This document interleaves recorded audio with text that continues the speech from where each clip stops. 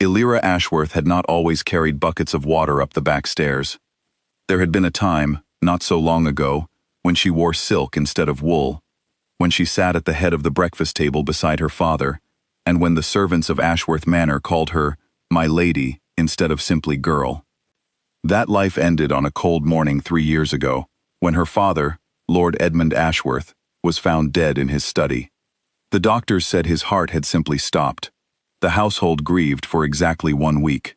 Then Lady Constance, his second wife, called a meeting in the drawing room and announced, in a voice as smooth as poured cream, that Lord Ashworth had left behind secret debts. The estate, she said, could not support an idle daughter any longer. Elira would have to earn her place. At first, Elira believed her. She was 17, grieving, and trusting. She agreed to help with small tasks, thinking it would only be for a season, until the family's finances recovered. But the small tasks became daily chores, and the daily chores became her entire life. Within a year, she was polishing silver before dawn, carrying trays to her stepsister's rooms, and sleeping in a narrow bed in the servants' wing, while her father's old bedroom sat locked and untouched. Her stepsisters, Priscilla and Honor, took to their new comfort with delight. They wore Elira's old dresses, altered to fit, and called her the help whenever guests visited, laughing as though it were a clever joke rather than a cruelty. Lady Constance never raised her voice. She did not need to. A single cold glance from her was enough to remind Elira of her place. Through it all, Elira kept one secret. On the night before her father died, he had called her into his study, his face pale and his hands unsteady. He pressed a folded, sealed letter into her palm and closed her fingers around it. "Guard this with your life," he had whispered. "Trust no one until the Duke asks for it himself. You will know when the time comes." She had asked which Duke and what the letter meant, but her father only shook his head and told her to hide it somewhere no one would think to look. She had sewn it into the lining of an old traveling coat that Lady Constance considered too shabby to bother with, and there it had stayed, safe and untouched, for 3 long years. Elira did not know what the letter said. She had never dared to break her father's seal, but she had carried its weight every single day, a quiet reminder that her old life and her father's love had been real. On a gray afternoon in early autumn, the household was thrown into a frenzy. A messenger arrived on horseback bearing news that silenced the entire manor. The Duke of Rothermere, one of the most powerful and respected men in the country, would be visiting Ashworth Manor within the week. Lady Constance nearly dropped her teacup when she read the letter. She had been trying for months to arrange a match between Honor and a wealthy but distant cousin of the Duke's, hoping to raise the family's fading status. A personal visit from the Duke himself was far beyond what she had dared to hope for. "This is our chance," she told her daughters, pacing the drawing room with her hands clasped tightly. "The Duke's approval could restore everything we have lost. Everything must be perfect. Nothing can go wrong." The next days passed in a blur of polishing, cleaning, and rehearsing. Elira worked harder than ever, scrubbing floors until her knees ached, and pressing linens until her arms trembled. She was told, sharply, to remain out of sight during the visit. She would serve at dinner, quietly and quickly, and then disappear before the Duke had any reason to notice her. On the evening of the visit, the manor blazed with candlelight. The good china, hidden away for years, was brought out and arranged with care. Lady Constance wore her finest gown, and Priscilla and Honor had spent hours on their hair, determined to catch the Duke's eye. When the carriage finally arrived, Elira watched through the kitchen window as a tall, gray-haired man stepped down, his coat dark and well-tailored, his bearing calm and unhurried.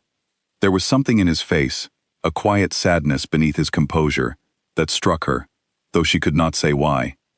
Dinner began smoothly. Lady Constance spoke with practiced charm, steering the conversation toward her daughter's accomplishments. Priscilla played the pianoforte after the meal, and Honor spoke at length about her love of poetry, though Elira, moving quietly around the table with trays and pitchers, suspected she had never read a full book of poetry in her life. The Duke was polite but distant, answering questions briefly, and watching the room with careful, observant eyes.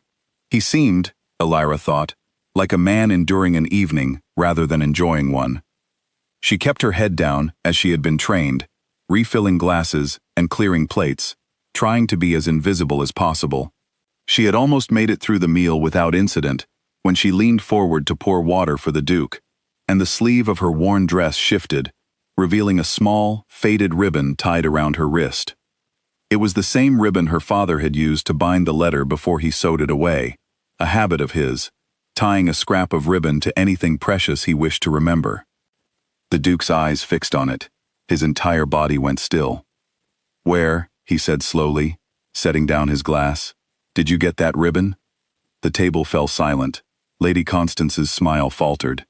"I am sorry, Your Grace. That is only one of the servant girls. Pay her no mind." But the Duke did not look away from Alira. "That mark," he said, nodding toward the ribbon, "is a family seal pattern. I have not seen it in over 20 years, not since it belonged to my closest friend." Alira's hands trembled around the picture she held. She did not know what to say. Lady Constance rose quickly from her chair. "Your Grace, I assure you, it means nothing. The girl likely found an old scrap of fabric somewhere in the house and—" "I did not ask you," the Duke said, his voice quiet, but firm enough to silence her instantly. He turned back to Alira. "What is your name, child?" "Elira," she said softly. "Elira Ashworth." Something shifted in the Duke's expression, a flicker of recognition, followed by something closer to grief. "Ashworth," he repeated. "You are Edmund's daughter." Lady Constance's face had gone pale. "Your Grace, I really must insist that—" "You may sit down," the Duke said, not unkindly, but with an authority that left no room for argument. Lady Constance sank back into her chair, her composure cracking for the first time in years. The Duke rose from the table entirely and walked toward Elira, studying her face as though searching for someone he once knew. "You have your father's eyes," he said quietly. Then, more urgently, "Elira, did your father ever give you something before he died? A letter, perhaps?" The room seemed to hold its breath. Elira glanced at Lady Constance, whose eyes had narrowed with something close to panic, though she quickly forced her expression back into calm. "She would have nothing of value," Constance said quickly. "Whatever debts and papers Edmund left behind were settled long ago." But the Duke was not looking at her. He was looking only at Elira, waiting. Elira thought of her father's whispered words on that final night. "Trust no one until the Duke asks for it himself. You will know when the time comes." She realized, with a rush of understanding, that the time had come. "Yes," she said quietly. "He gave me a letter. He told me to guard it and to give it to no one until the Duke himself asked for it." A murmur rippled through the room. Lady Constance's fork clattered against her plate. "I would very much like to see it," the Duke said gently, "if you are willing." Elira nodded, her heart pounding. "It is sewn into the lining of an old coat, in my room. I can bring it, if you will allow me a moment." "Of course." Lady Constance rose again, her voice sharp with forced lightness. "Your Grace, surely this is unnecessary. A dinner party is no place for old family papers. Perhaps we might discuss this another." "Lady Constance," the Duke said, turning to her at last, his tone cool. "Your late husband was my closest friend for over 20 years, until circumstances tore that friendship apart, under conditions I have never fully understood. If his daughter has kept something of his all this time, I intend to see it. Tonight." The room fell into an uneasy silence as Elira hurried from the dining hall. In her small room in the servants' wing, she pulled the old coat from beneath her bed, her fingers trembling as she felt along the seam where she had hidden the letter years ago. She carefully tore the stitching and drew it out, the paper yellowed, but the wax seal still intact, exactly as her father had left it. When she returned to the dining hall, every eye turned to her. She walked to the Duke and placed the letter in his hands. He studied the seal for a long moment before breaking it open. As he read, his expression shifted from cautious hope to visible sorrow, his jaw tightening, his eyes glistening in the candlelight. The room waited in silence as he finished the final line and lowered the paper. "This," the Duke said quietly, "is proof. Proof I have searched for 20 years." He explained, his voice steady, despite the emotion beneath it, that many years ago, His family's shipping business had been nearly destroyed by an act of fraud, a scheme that had ruined investors and cost lives when a poorly maintained vessel sank at sea. At the time, blame had fallen on Edmund Ashworth, who had been a partner in the business. Their friendship had ended in bitterness and public disgrace, and Edmund had spent the rest of his life quietly rebuilding what little reputation he had left, never once defending himself publicly. But this letter, the Duke said, holding it up, proves he was innocent. He names the man truly responsible, and he explains how the evidence was hidden to protect that man's family. Edmund knew the truth the entire time, and he chose to bear the shame rather than expose it, because exposing it would have destroyed someone he still cared for. He turned toward Lady Constance, whose face had drained of all color. "The man responsible," the Duke said slowly, "was your first husband, was he not? Edmund names him clearly here." Lady Constance said nothing. Her silence was answer enough. The truth unraveled quickly after that. Lady Constance's first husband had orchestrated the fraud decades earlier, and upon his death, Edmund Ashworth had quietly taken on the burden of caring for his widow and children, marrying Constance not entirely out of love, but out of a sense of loyalty and guilt for a friendship he had lost. Constance, in turn, had spent years resenting the marriage, blaming Edmund for a disgrace that had truly belonged to her own late husband. When Edmund died, she had seen an opportunity to secure the estate entirely for herself and her daughters, disinheriting the one person who might one day learn the truth and challenge her. "You knew," the Duke said quietly to Constance. "You knew this letter existed, and you were afraid of what it would reveal." Lady Constance did not deny it. She simply lowered her eyes, her carefully built world crumbling around her. The Duke turned back to Elira, his voice softening. "Your father was innocent. He carried the weight of another man's wrongdoing to protect this family, even the family that later cast you aside. He was, in every sense, a man of honor." Tears slipped down Elira's cheeks, not from sorrow, but from a relief so deep it left her trembling.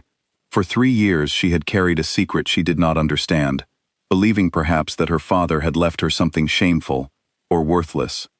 Instead, he had left her the truth, and the truth had finally found its way home. In the weeks that followed, the Duke used his influence to see that Elira's inheritance and rightful place at Ashworth Manor were fully restored. Lady Constance's claims to the estate were dismissed once the truth became known, and quiet arrangements were made for her and her daughters to live modestly elsewhere, away from the home they had never truly earned. Elira did not seek revenge. She did not raise her voice or demand punishment beyond what was fair. She simply asked that her father's name be cleared publicly, so that no one would ever again whisper doubts about the man who had raised her with such quiet strength. The Duke, moved by her grace as much as by her loyalty, became a frequent visitor to Ashworth Manor in the months that followed. He spoke often of her father, sharing stories of their younger years, of adventures and friendship long buried beneath years of misunderstanding.